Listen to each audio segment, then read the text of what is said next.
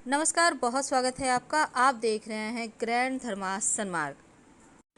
चैत्र माह के कृष्ण पक्ष की एकादशी को पाप मोचनी एकादशी कहते हैं और पाप मोचनी एकादशी होली और नवरात्र के मध्य में मनाई जाती है। इस बार पाप मोचनी एकादशी 28 मार्च को मनाई जाएगी और 28 मार्च की शाम 4 बजे करीब एकादशी तिथि समाप्त हो जाएगी। इस दिन सर्वार्थ सिद्धि योग भी बना हुआ है। मान्यता है कि चैत्र माह के कृष्ण पक्ष की इस एकादशी का व्रत रखने से व्यक्ति के समस्त पापों का नाश हो जाता है। भगवान को नारियल और बादाम विशेष तौर पर प्रिय है, इसीलिए अगर आप भगवान को एक पानी वाला नारियल और थोड़े से बादाम अर्पित कर दें तो आपकी जो भी मनोकामना है वो पूर्ण हो जाती है, आपके अधूरे कार्य पूरे हो जाते हैं। अगर आप चाहते हैं कि उनकी विशेष कृपा मिलती रहे तो पाप मोचनी एकादशी को पापों का नाश करने वाली एकादशी माना गया है और इस व्रत को करने से मन और तन दोनों ही शुद्ध हो जाता है। साथ ही व्रत के दौरान गलत कार्यों को नहीं करना चाहिए और संकल्प भी लेना चाहिए। मानसिक शांति के लिए, पापों से नाश के लिए इस दिन पाप मोचनी एकादशी व्रत का कथा भी सुने या पढ़ें। पाप मोचनी एकादशी के दिन सुबह जल्दी उठकर स्नान वगैरह करके पीले वस्त्र धारण करें, व्रत का संकल्प लें।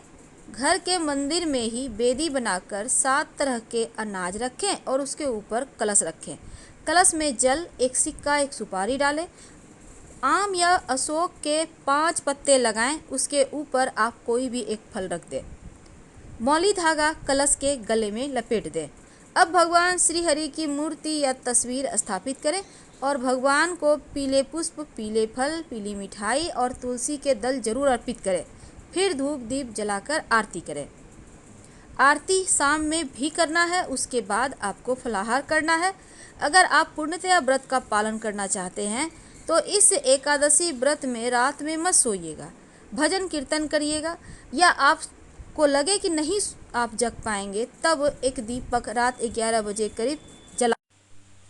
देखिए, एकादशी की कथा भगवान श्री कृष्ण ने धर्मराज युधिष्ठिर को सुनाई थी और इसके पहले मुनि वशिष्ठ ने राजा दिलीप को सुनाई थी, जिसे सुनकर उन्हें पापों से मुक्ति मिली थी और मोक्ष की प्राप्ति हुई थी।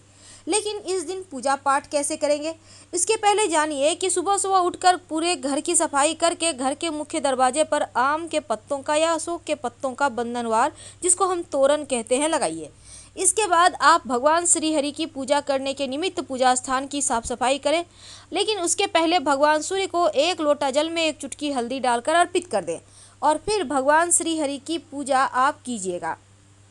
चूँकि एकादशी तिथि के दिन बहुत ही खास शुभ संयोग में योग बनकर आया है, तो ऐसे में इस दिन सर्वार्थ सिद्धि योग भी है और इस व्रत में सर्वार्थ सिद्धि योग का होना बहुत ही दुर्लभ फल देता है। तो इस एकादशी से जीवन की समस्त परेशानियों से आप बाहर आ सकते हैं। एकादशी तिथि पर पीपल के पेड़ में जल अर्पित करने से इस दिन, चूँकि पीपल के पेड़ पर भगवान श्री हरि विष्णु माँ लक्ष्मी का निवास होता है, तो आप 1 लोटा जल में थोड़ी सी मीठी वस्तु डालकर जाइए और पीपल के वृक्ष में अर्पित कर दें। इससे भगवान श्री हरि और माँ लक्ष्मी दोनों ही प्रसन्न होंगे और जीवन की समस्त परेशानियों को दूर करेंगे।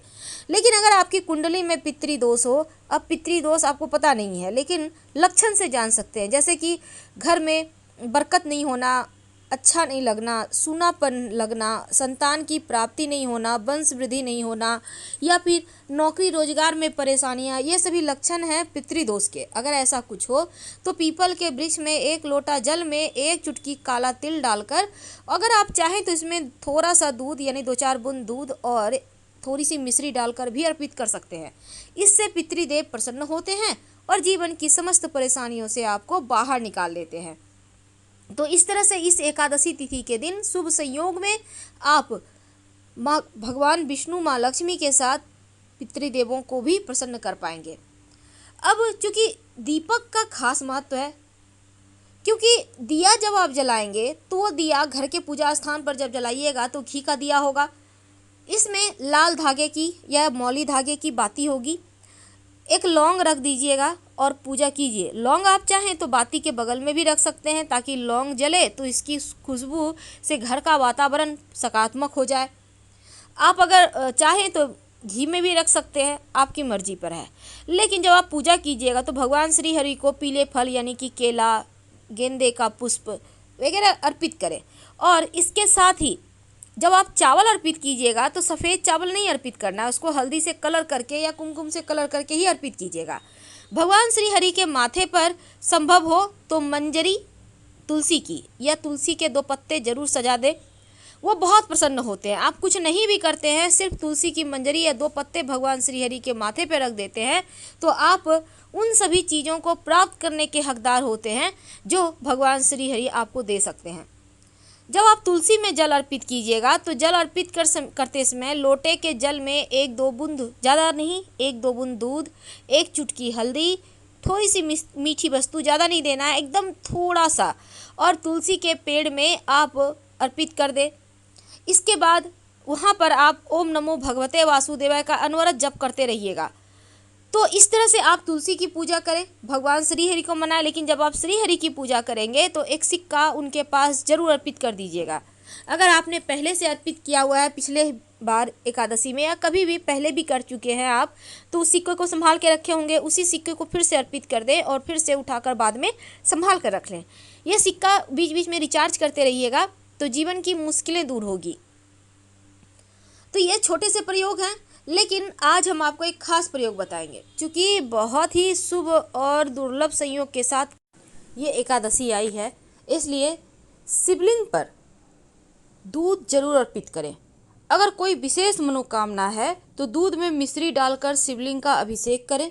जीवन में कभी धन सुख की कमी नहीं होगी, व्यापार भी बढ़ेगा और घर भी आपका खूब तरक्की करेगा, घर के लोग फलेंगे फूलेंगे।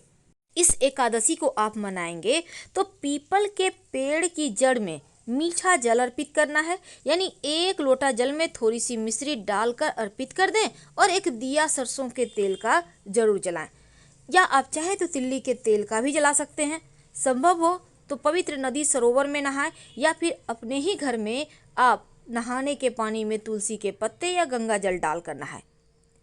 अब भगवान श्री हरि के साथ माँ लक्ष्मी की पूजा होगी, हर आर्थिक समस्याओं से मुक्ति मिलेगी। इस दिन धनिया का विशेष प्रयोग किया जाता है। धनिया जो धन की देवी माँ लक्ष्मी को अति प्रिय है। थोड़ा सा धनिया अपने घर के पूजा स्थान पर पूरब दिशा में मिट्टी के पात्र में रख दें तो आपके जीवन में खुशियाँ आएंगी, खुशियों को नज़र नहीं लगेगी। और अगर आपने पहले से यानी कि दीपावली के दिन ही करके रखा है तो फिर आपको चेंज करने की आवश्यकता नहीं है, उसी में 2-4 दाने और डाल दीजिएगा। अगर आपने दीपावली पर धनिए का पौधा बो लिया है तो अच्छी बात, नहीं तो इस एकादशी की रात एक मिट्टी के बर्तन में आप दिया ले लीजिएगा नया वाला, एक सिक्का, थोड़ा सा धनिया और उसमें पानी डालकर रख दें। अगले दिन यानी कि द्वादशी तिथि पर अब इस सिक्के को उठाकर आप संभाल कर अपने पास पर्स में रख लें और जो धनिया है उसको अपने घर के गमले में, आंगन में बो दें। जो पेड़ उगेगा प्रसाद के रूप में खाइएगा, बरकत होगी। ये पेड़ बताएगा कि आपके घर में कितना सुमंगल कार्य होंगे। अगर जीवन में धन की मुश्किल बहुत परेशान करे तब बिल्वपत्र के पेड़ के नीचे 2 मुखा दीपक जला दीजिएगा। शाम में घी का दिया होगा, दीपक में एक चावल का दाना होगा। अब मान लेते हैं आपके घर के ही सामने में बेल का वृक्ष है, तो ऐसे में आप वहाँ भी जला सकते हैं और वहाँ पर प्रार्थना जरूर कीजिएगा। जैसे कि आपको धन चाहिए, आप बहुत परेशान हैं, आपका स्वास्थ्य की समस्या है, जो भी है आपके घर परिवार में तकलीफ, बोलिए, जरूर बोलिए, क्योंकि बोलने से ही दुख कम होता है।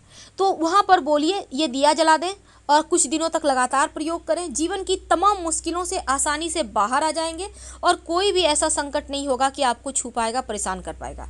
तो आज अब हम आपसे विदा